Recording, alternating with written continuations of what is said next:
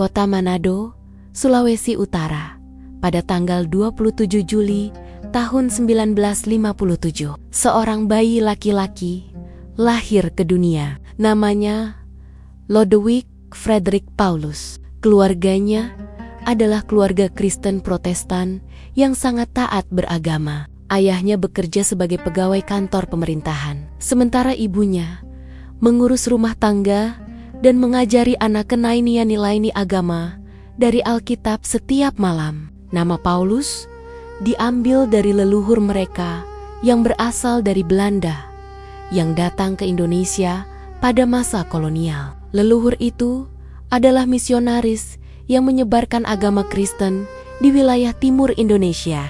Keluarga Paulus tinggal di sebuah rumah sederhana di pinggiran kota, dikelilingi oleh tetangga yang sebagian besar adalah penduduk asli Minahasa. Mereka hidup dengan tenang, tapi Lodewijk kecil sering mendengar cerita dari ayahnya tentang sejarah keluarga mereka yang penuh perjuangan. Manado saat itu adalah kota yang ramai dengan campuran budaya. Pelabuhan sibuk dengan kapal-kapal yang datang dari berbagai daerah, membawa barang dagangan dan orang-orang dari suku yang berbeda. Lodewijk tumbuh di lingkungan yang penuh warna, tapi tidak selalu mudah. Sebagai anak kecil, ia sering bermain dengan tumunmen di lapangan terbuka dekat rumah. Mereka bermain sepak bola atau petak umpet, tapi ada sot-sat ketika teman-temannya memanggilnya dengan julukan yang menyakitkan. "Hei, anak Belanda," kata mereka sambil tertawa. Nama Paulus membuatnya terlihat berbeda. Kulitnya yang sedikit lebih terang dan rambutnya yang agak ikal membuat orang-orang mengira dia bukan orang Indonesia asli. Diskriminasi rasial seperti itu biasa terjadi di masa itu, terutama di daerah multietnis seperti Sulawesi Utara. Lodewijk belajar sejak kecil bahwa nama dan asal-usul bisa menjadi beban. Keluarganya kemudian pindah ke Ambon, Maluku. Ketika Lodewijk berusia 10 tahun, ayahnya mendapat tugas baru di sana. Ambon adalah tempat yang lebih rumit. Di sana, masyarakat terdiri dari berbagai etnis. Orang Ambon asli, pendatang dari Jawa, dan keturunan Eropa seperti keluarga Paulus. Lingkungan multietnis itu seharusnya membuat hidup lebih beragam, tapi justru membawa tantangan baru. Di sekolah, Lodewijk sering menjadi sasaran ejekan. Teman-temannya mengatakan bahwa nama Paulus membuatnya terlihat seperti orang asing. "Kau bukan dari sini. Pulang saja ke Belanda," begitu kata mereka. Lodewijk tidak suka bertengkar, tapi ia belajar membela diri. Ia menjadi lebih kuat secara fisik, sering berlatih lari dan push-up sendirian di halaman rumah. Pengalaman diskriminasi itu membuatnya sadar bahwa untuk bertahan, ia harus membuktikan diri. Di rumah, keluarga Paulus menjaga tradisi agama dengan ketat. Setiap minggu, mereka pergi ke gereja. Ibu Lodewijk mengajarinya membaca Alkitab, dan ayahnya menceritakan kisah-kisah tentang para rasul seperti Paulus yang teguh iman meski dianiaya. Lodewijk tumbuh dengan nilai-nilai seperti kejujuran, disiplin, dan kasih sesama. Tapi di luar rumah, dunia terasa berbeda. Di Ambon, ada ketegangan antar kelompok etnis. Lodewijk melihat bagaimana orang-orang dari suku berbeda saling curiga. Ia belajar bahwa Indonesia adalah negara besar dengan banyak perbedaan, dan itu bisa menjadi sumber konflik jika tidak dikelola dengan baik. Setelah lulus sekolah menengah, Lodewijk memutuskan untuk bergabung dengan militer. Ia melihat militer sebagai cara untuk membuktikan bahwa ia adalah orang Indonesia sejati, meski nama dan asal-usulnya berbeda. Pada usia 18 tahun, ia mendaftar ke Akademi Militer di Magelang, Jawa Tengah. Proses seleksi ketat, ia harus melewati tes fisik, intelektual, dan kesehatan. Banyak calon yang gugur, tapi Lodewijk lolos dengan nilai bagus. Di akademi, ia belajar disiplin keras, bangun pagi-pagi, latihan fisik setiap hari, dan belajar strategi militer. Teman-temannya dari berbagai daerah Indonesia, dan di sana, nama Paulus tidak lagi menjadi masalah besar. Semua sama-sama prajurit calon.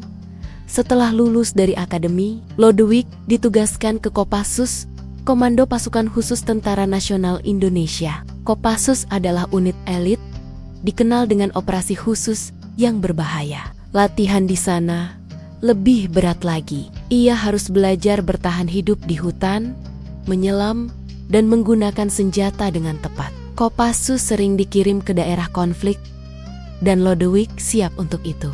Kariernya mulai cemerlang. Ia naik pangkat dengan cepat karena kemampuannya yang luar biasa. Dari prajurit biasa, ia menjadi perwira muda. Tugas pertamanya adalah di Timur Timur, yang saat itu sedang bergolak. Timur Timur pada akhir 1970-an adalah medan perang. Indonesia baru saja mengintegrasikan wilayah itu, tapi ada gerakan separatis yang melawan. Lodewijk dikirim ke sana sebagai bagian dari operasi keamanan. Ia melihat langsung kekerasan di lapangan, desa-desa yang dibakar, penduduk yang ketakutan, dan pertempuran dengan kelompok bersenjata. Sebagai prajurit Kopassus, tugasnya adalah melakukan operasi rahasia, seperti penyusupan ke markas musuh atau penyelamatan sandera. Ia belajar bahwa perang bukan hanya soal fisik, tapi juga mental. Ada saat-saat ketika ia harus membuat keputusan sulit, seperti menembak atau tidak menembak. Tekanan moral mulai terasa. Ia bertanya-tanya, apakah semua ini benar? Nilai-nilai agama yang diajarkan keluarganya sepertinya bertabrakan dengan realitas medan. Di Timur Timur, Lodewijk menghabiskan berbulan-bulan di hutan lebat. Cuaca panas dan hujan deras membuat tubuh lelah. Ia dan timnya sering bergerak malam hari untuk menghindari deteksi. Suatu kali, mereka berhasil menangkap pemimpin kelompok separatis, tapi prosesnya penuh risiko. Lodewijk terluka ringan karena peluru nyasar, tapi ia tetap bertahan. Prestasinya itu membuatnya mendapat penghargaan dari komandan.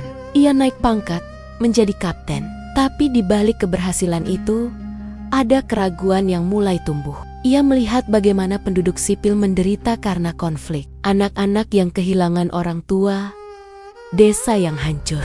Nilai keadilan yang dia pelajari dari Alkitab sepertinya hilang di sini. Setelah tugas di Timur Timur selesai, Lodewijk kembali ke markas Kopassus di Jakarta. Ia mendapat promosi lagi dan mulai melatih prajurit baru. Kariernya semakin menanjak. Pada akhir 1980-an, ia sudah berpangkat mayor, tapi pengalaman di medan membuatnya berubah. Ia menjadi lebih pendiam, sering merenung sendirian. Keluarganya di Ambon senang dengan kesuksesannya, tapi mereka tidak tahu tekanan yang ia rasakan. Lodewijk mulai merasa ada sesuatu yang hilang dalam hidupnya. Iman Kristen yang taat itu masih ada, tapi pertanyaan-pertanyaan tentang keadilan dan tujuan hidup mulai muncul. Di Jakarta, ia bertemu dengan berbagai orang dari latar belakang berbeda. Kopassus adalah tempat di mana prajurit dari seluruh Indonesia berkumpul. Ada yang Muslim, Kristen, Hindu, dan lainnya.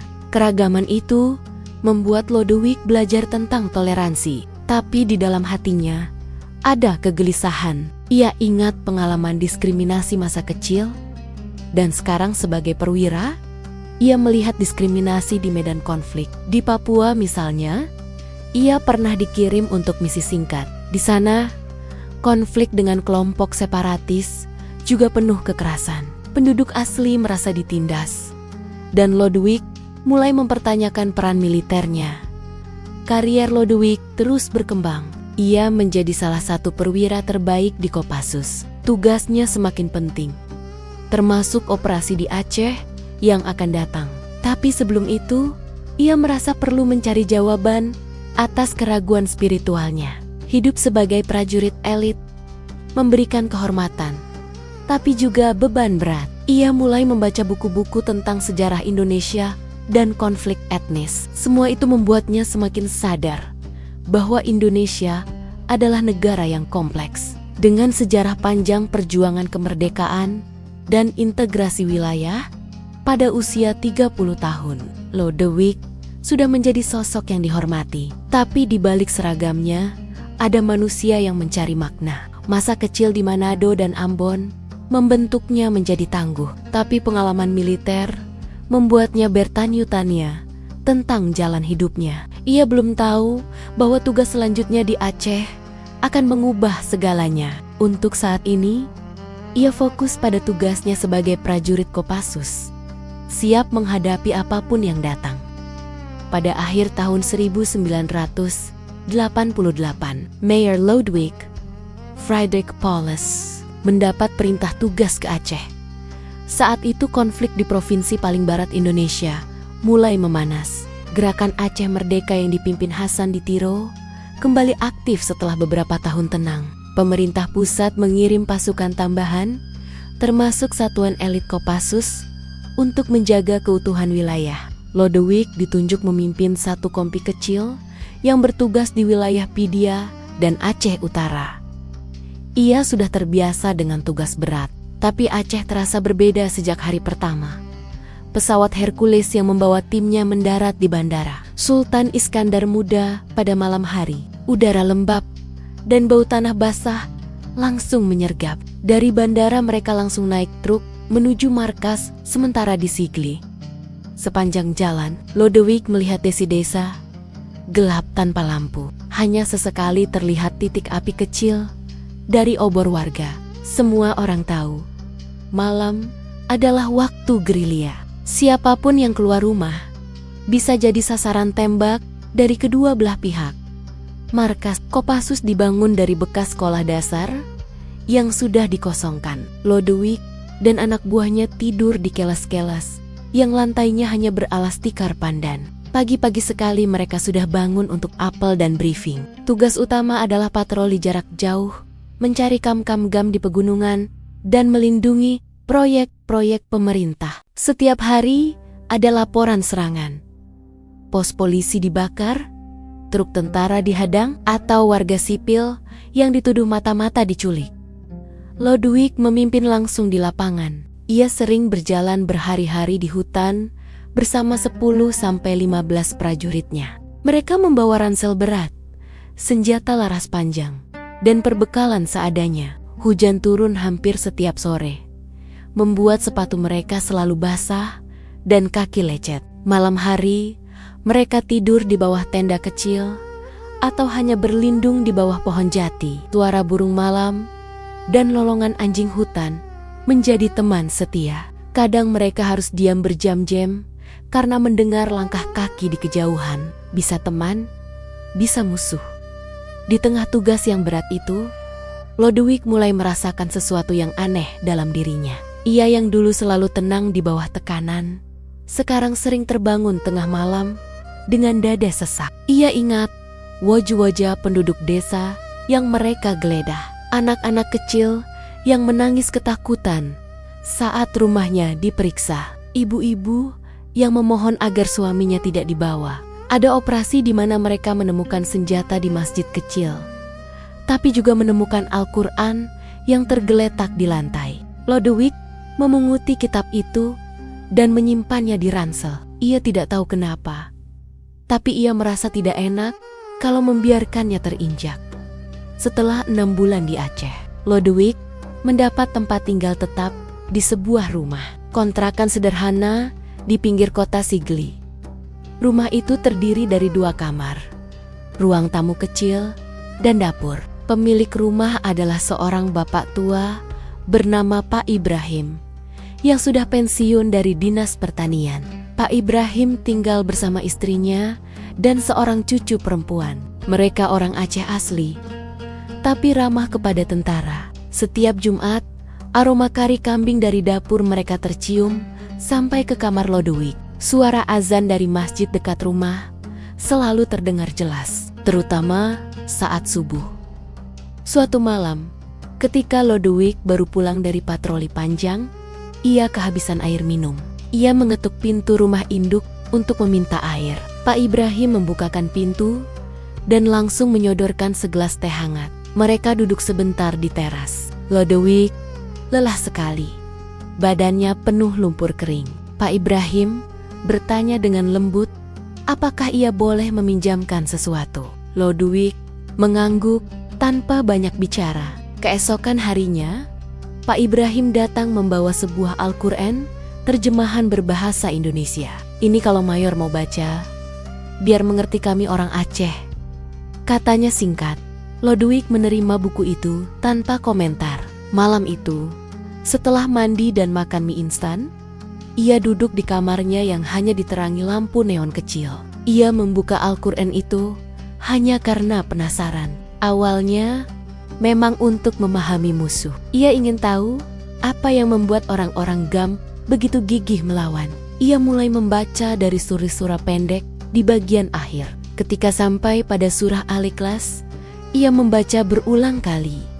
Katakanlah, Dialah Allah yang Maha Esa, Allah tempat bergantung segala sesuatu. Dia tidak beranak dan tidak diperanakan, dan tidak ada sesuatu pun yang setara dengan Dia. Kalimat itu sederhana, tapi terasa menusuk. Selama ini ia diajarkan tentang Trinitas, tapi ayat ini terasa begitu tegas dan langsung. Lodewijk melanjutkan membaca. Ia membuka surah An-Nisa ayat 135 yang berbicara tentang keadilan. Hai orang-orang yang beriman, hendaklah kamu jadi penegak keadilan, menjadi saksi karena Allah, walaupun terhadap dirimu sendiri, atau ibu bapa, dan kaum kerabatmu. Ayat itu membuat dadanya bergetar. Selama bertahan-tahan di militer, ia sering melihat ketidakadilan. Ada atasan yang menutup mata demi karier. Ada operasi yang sebenarnya merugikan rakyat kecil. Ia sendiri pernah dipaksa diam saat melihat hal-hal yang salah. Ayat itu seperti menamparnya. Keadilan harus ditegakkan, bahkan kalau itu berarti melawan diri sendiri atau keluarga sendiri. Malam demi malam, Lodewijk terus membaca. Ia sembunyi-sembunyi, takut anak buahnya tahu. Ia membaca tentang Nabi Ibrahim yang berani meninggalkan tradisi keluarganya demi kebenaran. Ia membaca tentang Nabi Musa yang melawan Fir'aun meski sendirian. Semakin ia baca, semakin ia merasa Al-Quran berbicara langsung kepadanya. Ia mulai membandingkan dengan Alkitab yang sudah puluhan tahun ia baca. Banyak hal yang sama. Tauhid, keadilan, akhlak mulia. Tapi ada juga yang terasa lebih jelas, lebih lurus, tanpa tambahan yang membuatnya bingung. Krisis spiritualnya semakin dalam. Di satu sisi, ia adalah perwira Kopassus yang harus setia pada tugas. Di sisi lain, hatinya mulai condong pada sesuatu yang baru. Ia sering duduk sendirian di tepi sungai dekat markas, memandang air yang mengalir sambil memegang Al-Quran kecil di saku. Ia takut kalau ini hanya kelelahan semata. Takut kalau ini godaan setan, seperti yang pernah diajarkan pendeta waktu kecil. Tapi setiap kali ia membuka kembali Al-Quran, ketenangan itu datang lagi. Seperti ada suara lembut yang berkata, ini jalan yang benar. Di markas, suasana mulai berubah. Beberapa anak buahnya curiga karena Mayor Lodewijk sering menyendiri. Ada yang melihat ia tidak lagi ikut kebaktian minggu di gereja kecil markas. Suatu hari, seorang sersan senior yang sudah berteman lama mendekatinya di kantin. Orang itu berkata dengan nada setengah bercanda setengah serius, "Mayor, jangan ikat-ikatan orang sana ya, nanti masuk neraka loh." Kalau mu'alaf, Lodewijk hanya tersenyum kecut. Tapi kalimat itu menusuk dalam. Ia tahu ancaman itu tidak main-main. Di lingkungan militer saat itu, pindah agama bisa berarti karier berakhir, atau paling tidak jadi bahan gunjingan seumur hidup. Tubuh Lodewijk mulai bereaksi. Ia susah tidur, nafsu makan turun, berat badannya menyusut 5 kilogram dalam 2 bulan. Ia tetap memimpin patroli seperti biasa, tapi pikirannya sering melayang. Dalam satu operasi di Tangsel, timnya bersitegang dengan kelompok bersenjata. Tembakan saling balas selama hampir 1 jam.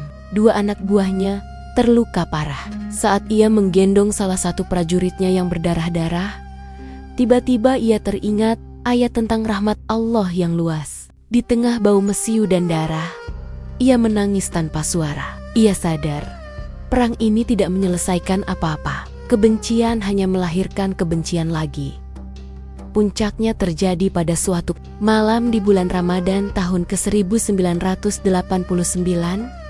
Lodewijk terbangun karena mendengar suara tangis dari masjid kecil dekat rumah kontrakannya. Ia keluar rumah tanpa seragam, hanya memakai kaos oblong dan celana pendek. Ia berjalan pelan menuju masjid. Di dalam, beberapa orang sedang tahajud. Cahaya lampu temaram membuat suasana terasa damai. Lodewijk duduk di pojok belakang, hanya mendengarkan. Saat imam membaca surah Ar-Rahman, air matanya mengalir tanpa bisa dibendung.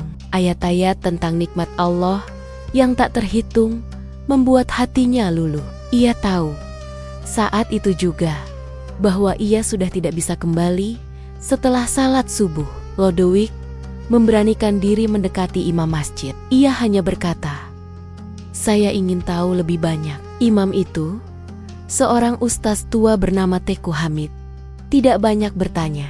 Ia hanya mengangguk dan berkata akan menunggunya kapan saja. Sejak itu, Lodewijk mulai belajar secara diam-diam. Ia datang ke masjid setelah maghrib, duduk di saf belakang dan mendengarkan pengajian sederhana. Ia belajar wudhu, belajar salat, belajar bacaan Al-Fatihah dengan tartil. Semua dilakukan diam-diam karena ia tahu resikonya besar. Krisis spiritual yang ia alami selama ini akhirnya menemui titik terang. Bukan karena paksaan, bukan karena takut mati di medan perang, tapi karena ia menemukan kebenaran yang selama ini ia cari. Al-Quran yang awalnya ia baca untuk memahami musuh, justru menjadi cermin yang memperlihatkan kekurangan dirinya sendiri. Di tengah hutan Aceh yang gelap dan penuh bahaya, cahaya hidayah mulai menyelinap masuk ke hatinya.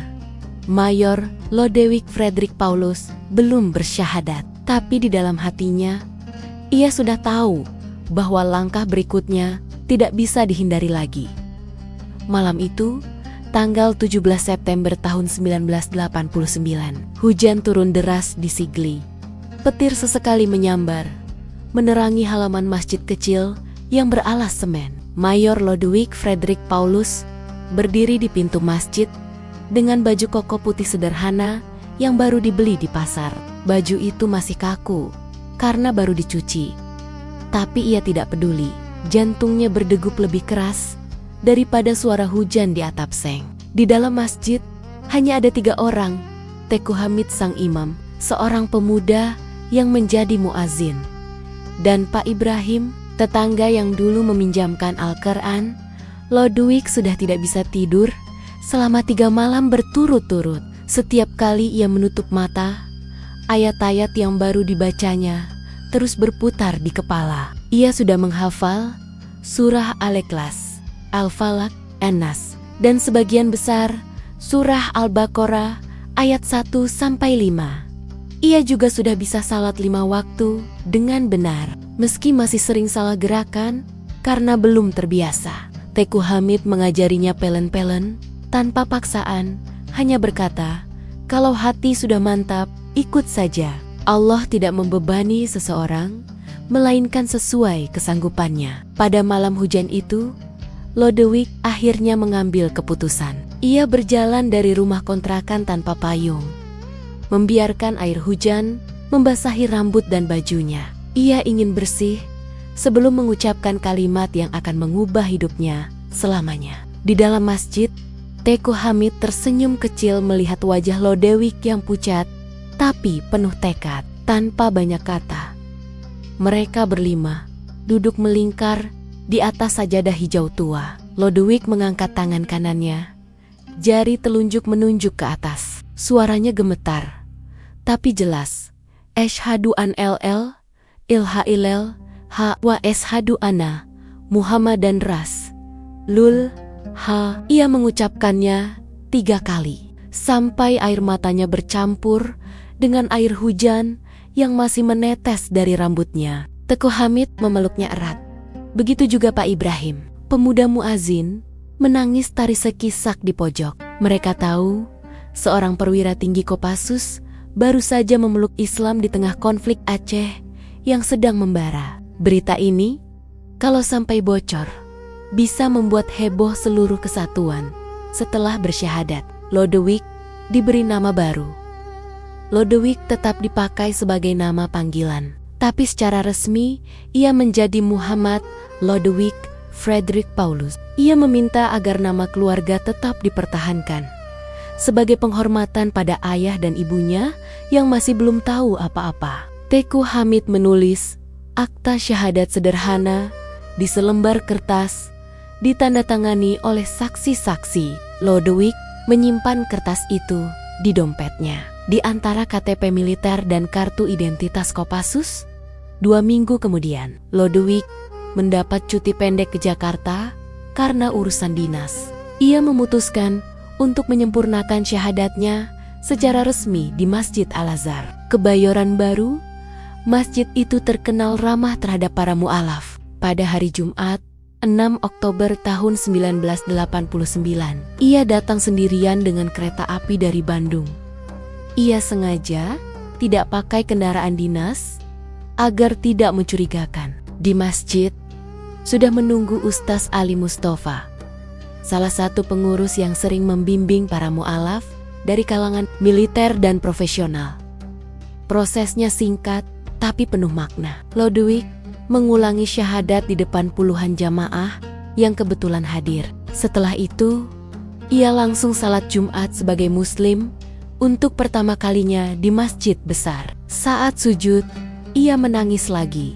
Rasanya seperti beban puluhan tahun terlepas dari pundaknya. Setelah salat, Ustadz Ali memberinya sertifikat mu'alaf resmi yang ditandatangani pengurus masjid. Lodewijk memeluk ustaz itu lama sekali, sampai orang-orang di sekitar ikut terharu. Namun, kegembiraan itu tidak berlangsung lama. Ketika ia kembali ke Aceh, rahasia mulai tercium. Beberapa anak buahnya melihat ia sering ke masjid. Ada yang melihat ia berwudu di kamar mandi markas. Gosip mulai menyebar pelan-pelan. Seorang letnan muda yang dekat dengannya bertanya langsung, "Benar Mayor, sudah pindah agama?" Lodewijk tidak menjawab, hanya mengangguk kecil. Kabar itu sampai ke telinga komandan batalion. Panggilannya datang. Mayor Lodewijk dipanggil ke ruang komandan di markas Loksemawe. Di ruangan ber-AC itu, Kolonel Susilo komandan batalion menatapnya tajam. Ia tidak marah, tapi kecewa. "Lodewijk, kariermu bagus sekali. Jangan rusak hanya karena hal seperti ini," katanya pelan. Lodewijk menjawab dengan tenang bahwa ini adalah keputusan pribadi dan tidak akan mengganggu tugas. Kolonel itu menghela napas panjang, lalu berkata, "Kalau sudah begitu, saya tidak bisa melindungi lagi. Laporan akan naik ke atas." Lodewijk hanya menunduk. Ia tahu, mulai saat itu, kariernya akan dipantau ekstra ketat. Yang lebih berat adalah ketika ia memberanikan diri menelepon rumah ke Ambon. Ia menghubungi adik perempuannya karena takut langsung bicara dengan ayah. Adiknya terdiam lama setelah mendengar kabar itu. Lalu ia menangis dan menutup telepon. 2 hari kemudian, surat dari ayahnya datang. Surat pendek, hanya 3 baris. "Kami tidak punya anak bernama Lodewijk lagi. Jangan hubungi kami sampai kamu sadar." Surat itu membuat Lodewijk duduk terdiam di kamar kontrakan selama berjam-jam. Ia menangis seperti anak kecil. Keluarga yang selama ini menjadi penyemangatnya, kini memutus hubungan. Ibunya bahkan lebih keras. Beberapa minggu kemudian, ketika Lodewijk mencoba menelepon lagi, ibunya yang mengangkat. Suaranya dingin, "Kamu sudah mati bagi kami. Jangan pernah pulang." Telepon ditutup. Lodewijk jatuh sakit selama seminggu. Demam tinggi, badannya lemas. Pak Ibrahim dan Teku Hamid bergantian menungguinya. Mereka hanya bisa mengingatkan bahwa setiap mu'alaf pasti diuji, dan Nabi sendiri pernah ditinggalkan keluarganya. Di tengah kesedihan itu, Lodewijk justru semakin kuat imannya. Ia mulai salat malam secara rutin. Ia menghafal lebih banyak surah. Ia juga mulai berpuasa Senin Kamis, meski di tengah tugas lapangan. Rekan-rekan muslim di markas mulai mendekat, memberi dukungan diam-diam. Ada yang membawakan makanan berbuka, ada yang mengajak salat berjamaah di musola kecil, tapi rekan-rekan non-muslim menjauh. Kantin yang dulu ramai, sekarang sepi ketika ia datang. Pada akhir 1989, Lodewijk dipindahkan dari Aceh ke markas Kopassus Cijantung, Jakarta. Secara resmi, alasannya adalah rotasi biasa. Tapi semua orang tahu itu karena masalah agama. Di Cijantung, ia tetap menjalankan tugas dengan baik. Ia bahkan mendapat tugas mengajar taktik gerilya kepada perwira muda. Karirnya tidak berhenti, tapi promosi menjadi lebih lambat. Banyak kesempatan yang hilang karena pertimbangan tertentu. Di Jakarta, Lodewijk mulai aktif di komunitas mu'alaf. Ia sering datang ke Masjid Al-Izhar untuk kajian khusus mu'alaf. Di sana, ia bertemu banyak orang dari latar belakang berbeda. Ada dokter, pengusaha, bahkan mantan pendeta. Mereka saling menguatkan. Lodewijk mulai menulis catatan harian tentang perjalanan imannya. Ia juga mulai mengirim surat kepada keluarganya di Ambon, meski tidak pernah dibalas. Surat-surat itu berisi penjelasan lembut tentang Islam, ayat-ayat Al-Quran tentang kasih sayang orang tua, dan harapannya suatu hari mereka bisa mengerti. Pada tahun 1991, Lodewijk menunaikan umrah untuk pertama kalinya. Ia menggunakan cuti tahunan dan tabungan pribadi. Di Mekah, saat melihat Ka'bah untuk pertama kali, ia menangis terseduh-seduh. Ia tawaf sambil terus berdoa agar keluarganya diberi hidayah. Saat melempar jumrah, ia membayangkan semua kesedihan dan penolakan yang pernah ia alami dilempar jauh-jauh. Ketika pulang, ia sudah bergelar Haji Lodewijk. Meski panggilan itu masih terasa asing di telinganya, kembali ke Indonesia, ia tetap bertugas dengan penuh dedikasi. Ia naik pangkat menjadi letnan kolonel pada tahun 1995.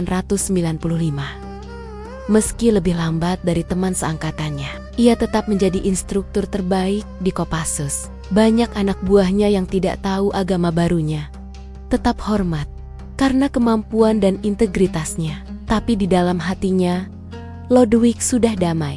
Ia tahu keputusan yang diambil di masjid kecil Aceh itu adalah keputusan terbaik dalam hidupnya. Hidayah yang datang di tengah perang, di tengah ancaman, di tengah penolakan keluarga, ternyata membuatnya lebih kuat dari sebelumnya. Ia bukan lagi prajurit yang bertempur karena perintah semata. Ia sekarang bertempur karena keyakinan bahwa keadilan dan kebenaran harus ditegakkan sesuai ajaran yang baru ia peluk. Setelah resmi menjadi mu'alaf di Masjid Al-Azhar, Lodewijk Frederik Paulus kembali ke tugasnya di markas Kopassus Cijantung dengan hati yang lebih tenang. Namun, kenyataan tidak semudah itu. Di lingkungan militer yang mayoritas muslim tapi masih penuh prasangka terhadap mu'alaf, ia mulai merasakan tantangan baru. Rekan-rekan yang dulu dekat sekarang menjaga jarak. Ada yang menganggapnya oportunis, pindah agama hanya untuk karier. Di ruang rapat, ketika ia ikut salat Jumat di musola markas, beberapa perwira senior memandangnya aneh. Bisik-bisik mulai terdengar. Dia dulu Kristen taat, sekarang tiba-tiba jadi Muslim. Pasti ada apa-apa. Lodewijk tidak membantah rumor itu. Ia tetap fokus pada pekerjaan. Pada tahun 1990-an, ia sering dikirim ke medan konflik lagi. Kali ini ke Papua, di mana operasi keamanan terhadap organisasi Papua Merdeka semakin intensif. Di sana, sebagai letnan kolonel, ia memimpin satuan khusus untuk patroli di pegunungan. Cuaca dingin dan medan berbatu membuat tugas lebih berat. Tapi sekarang, dengan iman baru, ia merasa lebih kuat secara mental. Ia sering berdoa di tenda kecil sebelum operasi dimulai. Anak buahnya yang muslim mulai menghormatinya lebih dalam. Karena ia bukan hanya memerintah, tapi juga memberi contoh.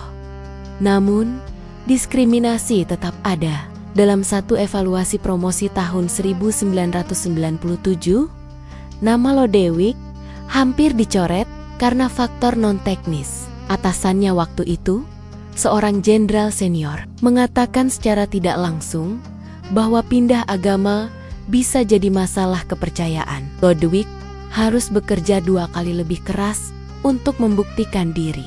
Ia ikut pelatihan lanjutan di Amerika Serikat untuk taktik anti-teror dan pulang dengan sertifikat terbaik. Akhirnya, ia naik pangkat menjadi kolonel pada tahun ke-1998. Kariernya tetap cemerlang, tapi ia tahu bahwa tanpa usaha ekstra, semuanya bisa berhenti. Di luar militer, masyarakat juga punya pandangan campur aduk. Di Jakarta, ketika ia mulai aktif di masjid-masjid besar, ada yang menyambut hangat sebagai saudara baru. Tapi ada juga yang curiga. Di kampung halamannya di Manado, berita pindah agamanya menyebar lewat kerabat. Teman masa kecil mengirim surat yang menyindir. "Kau sudah lupa akar?" Lodewijk tidak marah. Ia paham bahwa perubahan besar seperti ini butuh waktu untuk diterima. Ia mulai menulis artikel kecil di majalah internal TNI tentang toleransi beragama. Tanpa menyebut pengalaman pribadinya, yang paling berat adalah hubungan dengan keluarga. Setelah surat putus hubungan dari ayahnya, Lodewijk tidak menyerah. Ia terus mengirim uang bulanan ke Ambon, meski tanpa balasan. Pada tahun 1992, ia mencoba pulang kampung untuk pertama kalinya setelah konversi. Pesawat mendarat di Bandara Patimura, dan ia naik taksi ke rumah keluarga. Pintu dibuka oleh adiknya, tapi ayahnya tidak mau bertemu. Ibunya hanya melihat dari balik jendela. Matanya merah karena menangis. Lodewijk duduk di teras selama 2 jam, lalu pergi tanpa masuk rumah. Pengalaman itu membuatnya sedih berbulan-bulan. Ia kehilangan dukungan keluarga yang dulu selalu ada di saat sulit. Untuk mengisi kekosongan itu, Lodewijk mulai membangun komunitas baru. Pada tahun 1995, ia mendirikan kelompok kecil mu'alaf di kalangan militer. Awalnya hanya pertemuan informal di rumahnya di Jakarta Selatan. Mereka berkumpul setiap Sabtu malam untuk belajar Al-Quran dan berbagi pengalaman. Anggotanya kebanyakan prajurit muda yang baru memeluk Islam.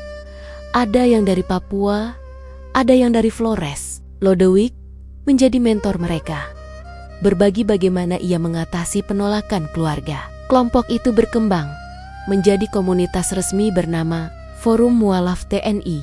Pada tahun ke-2000 mereka punya kegiatan rutin seperti pengajian dan bakti sosial di daerah konflik. Tengah kesibukan itu, Lodewijk menunaikan ibadah haji untuk pertama kalinya pada tahun ke-1999.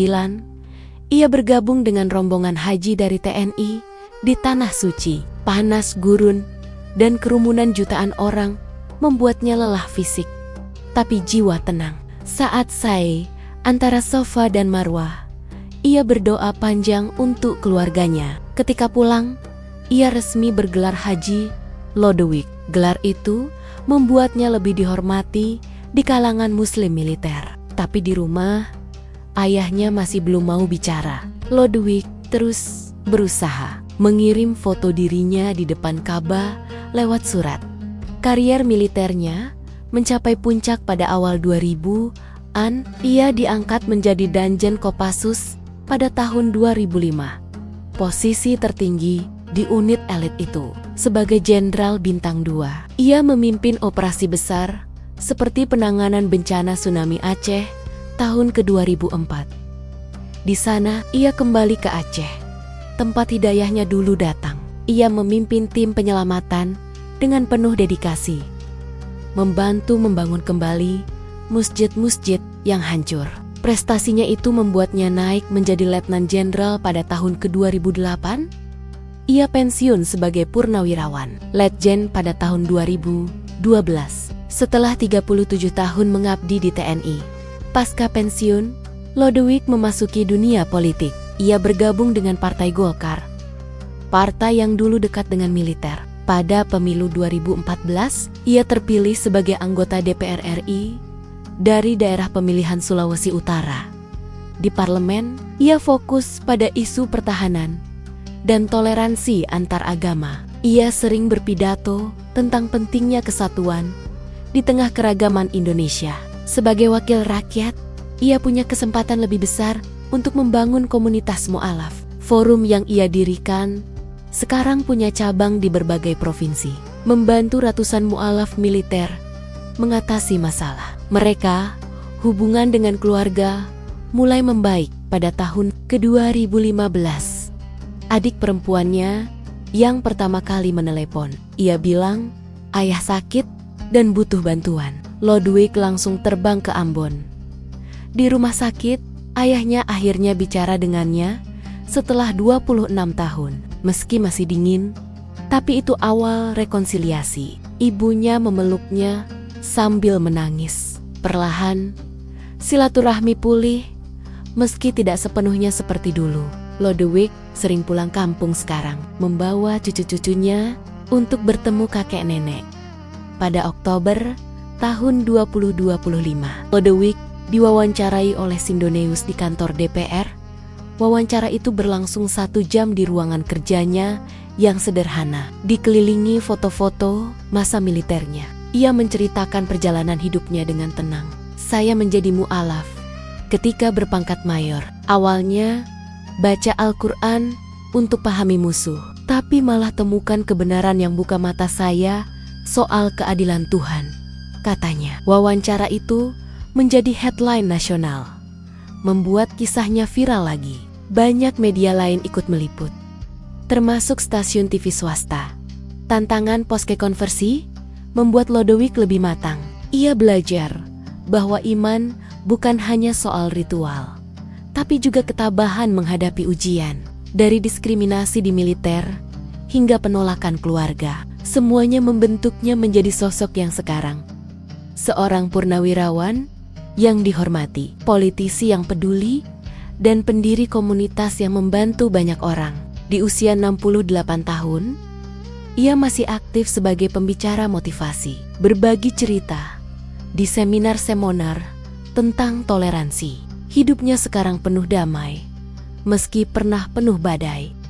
Pada tahun 2025, Lodewijk Frederik Paulus sudah berusia 68 tahun. Rambutnya hampir seluruhnya putih, tapi badannya masih tegap seperti prajurit aktif. Setiap pagi ia bangun sebelum subuh, salat tahajud di musola kecil rumahnya di kawasan Cibubur, lalu olahraga ringan di halaman belakang, jalan cepat, push-up, dan pull-up di tiang besi yang ia pasang sendiri. Setelah itu ia membaca Al-Quran 1 juz sebelum berangkat ke Senayan kalau ada rapat DPR, atau ke masjid terdekat kalau hari libur. Hidupnya teratur, sederhana, dan penuh syukur. Kisah hidupnya meledak lagi di pertengahan tahun ke-2025. Sebuah video berdurasi 18 menit berjudul Dari Kopassus ke Mu'alaf, kisah legend Purn Lodewijk Paulus, diunggah di kanal YouTube resmi Sindoneus pada 12 April 2025. Dalam video itu, Lodewijk duduk di kursi kayu biasa, mengenakan kemeja batik lengan pendek, dan menceritakan perjalanannya dengan suara yang tenang. Ia tidak berlebihan, tidak menangis berdrama, hanya menceritakan fakta apa adanya. Dalam waktu 1 minggu, video itu sudah ditonton lebih dari 1 juta kali. Sampai November tahun 2025, angka tayang sudah melewati 4,7 juta. Dan muncul ratusan video reaksi dari berbagai kanal dakwah, militer, dan motivasi. Pesan masuk ke ponselnya tidak pernah berhenti. Ada prajurit muda di Papua yang baru masuk Islam dan takut dikucilkan. Ada ibu rumah tangga di Surabaya yang anaknya ingin pindah agama tapi ditentang suami. Ada juga remaja di Manado yang bertanya, apakah boleh tetap mencintai keluarga meski beda keyakinan. Lodewijk membalas satu persatu, kadang sampai larut malam. Ia tidak pernah lelah. Baginya, setiap pesan adalah amanah. Forum Mu'alaf TNI yang ia dirikan tahun 2000, sekarang sudah punya 27 cabang di seluruh Indonesia. Setiap bulan mereka mengadakan pertemuan nasional secara bergilir. Pada Agustus tahun 2025, pertemuan diadakan di Bandung. Lebih dari 800 orang hadir. Prajurit aktif, purnawirawan, polisi, bahkan beberapa anggota BRIMOB. Lodewijk naik ke panggung dengan seragam batik loreng hijau ARMY. Ia hanya BIKE 659 berkata, "Kalian tidak sendiri. Saya juga pernah takut, pernah dikucilkan, pernah dianggap pengkhianat. Tapi ingat, kita bukan pindah agama untuk cari enak, kita pindah karena menemukan kebenaran. Dan kebenaran itu memberi kita kekuatan yang lebih besar daripada pangkat atau senjata." Forum itu juga membuka posko bantuan hukum gratis bagi mu'alaf yang bermasalah dengan KTP atau akta nikah. Dalam setahun terakhir saja, mereka sudah membantu lebih dari 400 orang mengurus dokumen resmi. Lodewijk sering datang sendiri ke kantor catatan sipil atau ke pengadilan agama kalau ada kasus yang sulit. Ia tidak pernah meminta bayaran, hanya minta doa. Di DPR, Lodewijk menjadi anggota Komisi 1 yang mengurusi pertahanan dan luar negeri. Ia sering mengusulkan anggaran khusus untuk pendidikan agama yang moderat di Kesatuan TNI. Ia juga mendorong agar setiap markas besar punya musola yang layak dan pendeta atau pastor yang tetap diizinkan melayani anggota non-muslim. Usul-usulnya tidak selalu mulus, tapi perlahan mulai diterima. Pada tahun 2025, TNI akhirnya mengeluarkan peraturan baru yang melarang diskriminasi berdasarkan agama di lingkungan kesatuan. Banyak orang tahu, di balik peraturan itu, ada perjuangan panjang Lodewijk selama puluhan tahun. Rumahnya di Cibubur selalu ramai. Setiap akhir pekan, ada anak-anak yatim dari panti asuhan yang dijemput untuk makan bersama. Istrinya, seorang dokter spesialis anak bernama Dr. Siti Aisyah, yang dinikahinya tahun 1993, sudah terbiasa masak dalam porsi besar. Mereka punya 3 anak, 2 laki-laki dan 1 perempuan. Anak sulungnya, Muhammad Reza Paulus, sekarang berpangkat mayor di Kopassus, mengikuti jejak ayahnya. Anak kedua, kuliah kedokteran. Anak bungsu masih SMA. Semua anak kenania dibesarkan dengan cerita nyata tentang perjalanan iman ayah mereka. Bukan dongeng, tapi fakta hidup. Hubungan dengan keluarga besar di Ambon sekarang sudah pulih sepenuhnya. Ayahnya meninggal tahun 2018 dalam usia 89 tahun. Sebelum meninggal, ia memeluk Lodewijk di ranjang rumah sakit dan berkata pelan, "Maafkan Papa, Nak. Papa salah menilaimu." Ibunya masih sehat di usia 86 tahun dan sering datang ke Jakarta. Ia sekarang rajin salat berjamaah di musola dekat rumah anaknya. Setiap lebaran, rumah Lodewijk di Cibubur penuh saudara dari Manado dan Ambon. Mereka makan ketupat bersama, saling maaf-maafan, dan tertawa lepas. Tidak ada lagi sekat. Pada November tahun 2025, Lodewijk diundang menjadi pembicara utama di acara Milad ke-80 TNI di Mabes Cilangkap. Ia naik panggung di depan ribuan prajurit dari Sabang sampai Merauke. Di sana ia berdiri tegak dengan batik coklat dan peci hitam. Ia menceritakan singkat perjalanannya dari prajurit Kopassus yang membaca Al-Quran untuk memahami musuh, sampai menjadi Muslim yang tetap mencintai Indonesia. Ia menutup pidatonya dengan kalimat yang membuat seluruh aula hening sejenak. "Saya dulu mengira iman dan seragam tidak bisa bersatu. Ternyata salah. Iman membuat seragam ini lebih bermakna." Karena kita bukan hanya menjaga bumi Indonesia, tapi juga menjaga hati nurani kita sendiri. Selama hati nurani kita bersih, Indonesia akan tetap berdiri tegak. Tepuk tangan menggema selama hampir 2 menit. Panglima TNI yang baru, Jenderal Agus Subianto, naik ke panggung dan memeluknya erat di depan semua orang. Foto pelukan itu menjadi viral lagi keesokan harinya. Di luar panggung, Lodewijk tetap orang yang sama. Ia menolak tawaran menjadi menteri atau duta besar. Ia bilang, "Saya sudah cukup. Biarkan saya tetap dekat dengan orang-orang kecil yang sedang mencari jalan." Ia masih sering naik kereta api kelas ekonomi. Kalau bepergian keluar Jakarta, duduk biasa saja di antara penumpang lain. Banyak yang tidak mengenalinya sampai ia turun dan disapa prajurit muda yang kebetulan bertugas di stasiun pada malam hari. Setelah salat Isya, Lodewijk sering duduk di teras rumah sambil memandang langit. Ia ingat malam hujan di Sigli tahun 1989 ketika ia pertama kali mengucapkan syahadat. Ia ingat ancaman rekan, tangis ibunya, dan rasa takut yang pernah menghantuinya. Semua itu sekarang terasa jauh. Yang tersisa hanyalah rasa syukur yang dalam. Di usia senja, Lodewijk Frederik Paulus bukan lagi hanya mantan Jenderal Kopassus. Ia adalah simbol bahwa iman bisa datang kepada siapa saja, kapan saja, di tempat yang paling tidak terduga. Ia adalah bukti hidup bahwa Indonesia bisa tetap utuh meski berbeda-beda, asalkan kita saling menghormati dan menjaga hati masing-masing.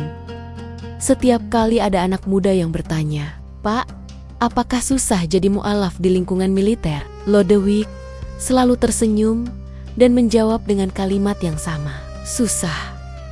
Tapi lebih susah lagi hidup tanpa kebenaran yang kita yakini. Kalau sudah menemukan kebenaran, walau dunia menentang, tetaplah berjalan.